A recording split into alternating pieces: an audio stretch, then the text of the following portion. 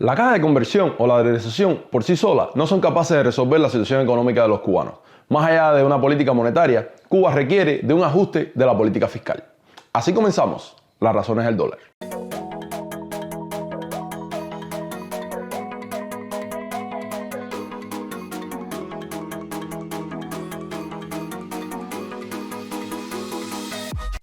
La política fiscal es una rama de la economía política que configura el presupuesto del Estado y sus componentes como variables de control para asegurar y mantener la estabilidad económica, amortiguando las variaciones de los ciclos económicos y contribuyendo a mantener una economía creciente de pleno empleo y con baja inflación. El control de la política fiscal aparece como uno de los factores principales para garantizar un resultado positivo en la economía del país, tanto en un proceso de dolarización como en la implementación de una caja de conversión, algo de lo que los cubanos ya fuimos testigos. Dada la estructura del régimen cubano, el control de la política fiscal es algo utópico. Desde enero de 1959, eliminar cualquier vestigio de la república se convirtió en tarea principal de la revolución. Fidel Castro faltó a su palabra, dejando sin restituir la Constitución de 1940 y sin efectuar elecciones generales. Luego de implementada la estrategia de manipulación social más efectiva de la que se tenga conocimiento, en Cuba se instauró un sistema socialista. Quedó prohibido el pluripartidismo y se confundieron intencionalmente los conceptos de país con gobierno, patria con revolución y pueblo con partido comunista, de forma tal que cualquier opinión opuesta al discurso oficial se convirtió en un acto ilegal.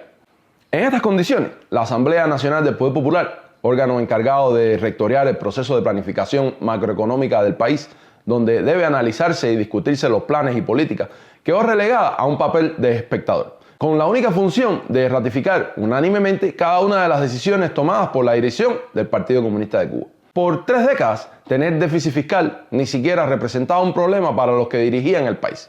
Fue hasta el inicio de los 90, con los embates del derrumbe del campo socialista y el fin de las prebendas soviéticas, que el tema ganó en relevancia. La continuidad en la implementación de políticas desastrosas solo ha traído como resultado el deterioro de las condiciones económicas de un país desactualizado y decadente. La implementación del reordenamiento monetario ha acelerado la precariedad de los cubanos que han visto en la protesta pública su arma más efectiva. Como respuesta a la presión popular, el régimen, que busca descargar su responsabilidad, ha incrementado el uso de una retórica con señales que indican una futura transformación en la concepción proteccionista del Estado revolucionario. Revisando el presupuesto del Estado aprobado para el 2021 y 2022, puede verse que tiene un déficit cercano al 25%. Y que el régimen planificó una reducción en el gasto del 20% para el 2022. El problema aparece cuando, a pesar de reducir el presupuesto en 20%, el gasto en actividades no presupuestadas disminuyó en igual proporción, mientras que el gasto en actividades presupuestadas solo disminuyó el 9%. De los más de 224.000 millones de pesos, casi el 70% está destinado a salud, educación, asistencia y seguridad social, renglones a los que nadie quisiera disminuirle la cantidad. El otro 30% es para actividades como la defensa, la seguridad pública, la administración, la cultura y el deporte. Los dinosaurios están conscientes del lastre con que viene cargando una economía en quiebra. Por eso, cada vez son más frecuentes planteamientos como el del Gil, ministro de Economía, hace unos meses en la Asamblea. Entonces, no podemos tener un programa antiinflacionario por un lado y un déficit fiscal por el otro, que contribuya a inyectar dinero en circulación sin reparto productivo. Tampoco podemos aplicar un programa de ajuste social, como en otros países. Bueno, vamos a disminuir el presupuesto cerrando escuelas y hospitales. No. Pero tenemos que redimensionar probablemente el sector presupuestado, porque apreciamos todavía, y lo hemos dicho más de una vez, que tenemos una escala de empleo en el sector presupuestado por encima de nuestro nivel de actividad y que tenemos un nivel alto de subempleo. Personas que devengan un salario y no tienen contenido de trabajo para 8 horas. O el del presidente designado hace apenas unas semanas. Y nosotros no podemos permitir que la lógica de alguien en Cuba, en la construcción socialista en Cuba, sea querer enriquecerse sin producir, sin trabajar, sin aportar, como intermediario y muchas veces de manera ilegal. Llegado a este punto, chocamos con la siguiente interrogante. ¿Es posible balancear el presupuesto del Estado en Cuba? Sabiendo las limitaciones productivas y de recaudación, es obvio que difícilmente se aumenten las ganancias significativamente, por lo que la forma más rápida de llegar a este balance será disminuyendo aún más el gasto. Debido al sistema socialista imperante en la isla, el Estado emplea 2/3 de todos los trabajadores. Ya que la nómina es casi siempre el principal gasto, analicemos brevemente la distribución del empleo. Según estadísticas publicadas del 2021 por la ONEI, la población en edad laboral eran poco más de 7 millones, de los cuales 4.6 millones se encontraban empleados, 3.1 millones en el sector estatal y 1.5 millones en el sector no estatal. El sector presupuestado emplea a 1.839.800 cubanos. Descontando los trabajadores de la educación y la salud, sectores donde nadie querría estar disminuyendo el personal, nos quedarían 816.300 empleados. Pero analicemos algunos sectores por separados.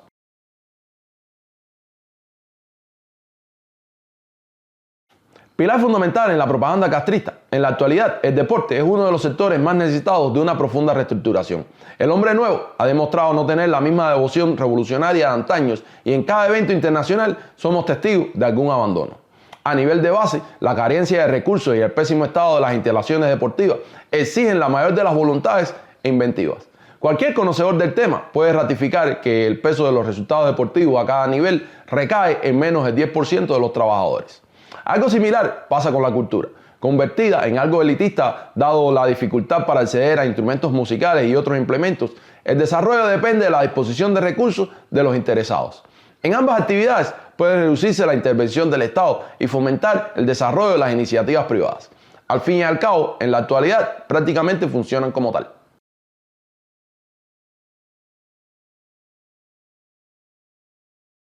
Este es uno de los principales empleadores dentro del sector presupuestado y uno con el que los cubanos se sienten menos identificados. La recolección de desechos y la atención y mantenimiento de áreas públicas son, en muchos casos, factores determinantes en la propagación de vectores y enfermedades. Este es, sin dudas, otra área en la que la iniciativa privada pudiera tener un impacto positivo.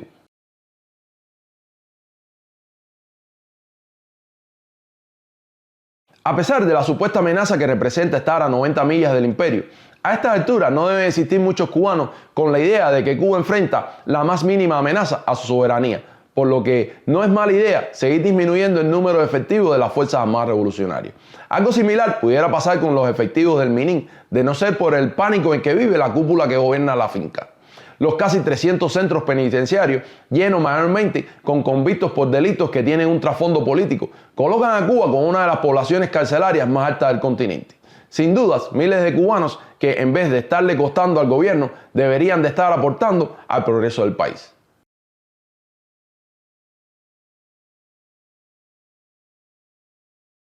Para ningún cubano es un secreto el gasto que representa la administración del Estado. Probablemente lo único en que la revolución ha superado a la república. Si durante los años 40 existió la llamada botella, durante los últimos 62 años ha existido un tinajón, especialmente por el grado de solución de cada uno de estos organismos, inferior o igual a cero.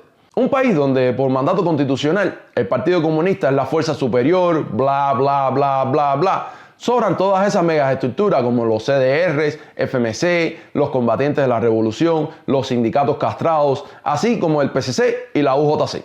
Una profunda reestructuración, sino que eliminación, daría un muy buen impulso a la economía. Solo en cuestión de salario, calculándolo a un promedio moderado de 5.000 pesos, esto nos arroja casi 50.000 millones de pesos al año.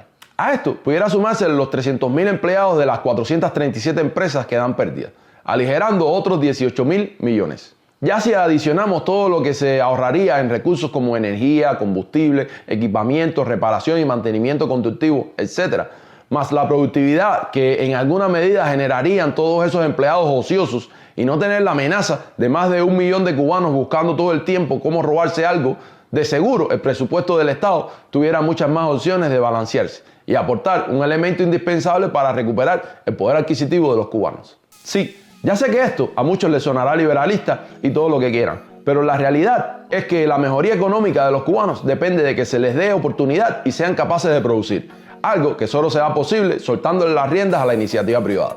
La cuestión entonces es, ¿cuánto control está el régimen dispuesto a perder, incentivando a los cubanos a salirse debajo del manto asfixiante de la maravilla revolucionaria? Déjame saber tu opinión al respecto en los comentarios y si te ha parecido interesante, dale me gusta y compártelo para que le llegue a más cubanos. No olvides seguirnos en Facebook o suscribirte en YouTube para que no te pierdas próximos videos. Quizás algún día nos encontremos buscando Cuba.